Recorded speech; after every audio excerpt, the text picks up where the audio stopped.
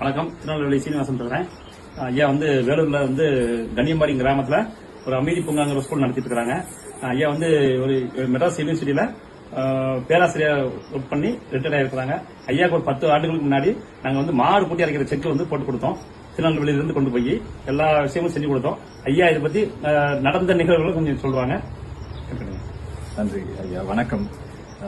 சீனிவாசன் ஐயா அவர்கள் 10 வருடத்துக்கு முன்பாக அவருடைய குடும்பத்தினருடன் அவர் மற்றும் இங்க வேலை செய்ய பணியாற்றவர்களும் கூட்டி எங்களுக்கு செக்குக்கான அடிப்படையான அந்த கல்லு, இன்றைக்கும் நாங்க ஆச்சரியமா பேசுற விஷயம் ஒரு டன் 1000 கிலோ இருக்கக்கூடிய ஒரு கல்லை திருநெல்வேலியிலிருந்து வேலூருக்கு கொண்டு போனது ஒரு வரலாற்று ரீதியா தான் பேசுவாங்க. ஆனா நண்பர் மற்றும் முக்கிய மரியாதைக்குரிய ஒரு சீனிவாசன் அவர்கள் அதை எடுத்து பள்ளிக்கூடத்துல அது எல்லா தேவைகளையும் செய்து அதுக்கு முழுமையா செய்து கொடுத்தார். ஒருவேளை நம்ம வியாபார நோக்கு என்ற ஒரு நோக்கம் இல்லாம இந்த செக்கு எண்ணெய் என்றது பரவலா மக்கள் மத்தியில போய் சேரணும், அதனுடைய பயன், அதனுடைய என்ன விதமா மக்களுக்கு அணுகுமுறை, அதை செய்து கொடுக்க இந்த தொழில ஒரு வர்த்தகம் என்பதை கடந்து சமூகம், அதோடு மட்டுமில்லாமல் மக்களுடைய ஆரோக்கியம், இதன் மனதில் வைத்து அவர் செய்து கொடுத்தது இன்றைக்கும் நாங்கள் செயல்பட்டு கொண்டிருக்கிறது.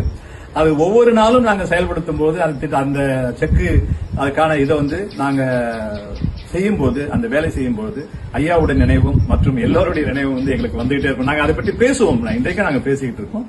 அந்த கிராமங்கள்லயும் மற்ற பகுதியில் அந்த வடார்காடு மாவட்டத்தில் முதலா கல்ச்செக்கு கொண்டு வந்தது அவருடைய ஒரு பணிதான்.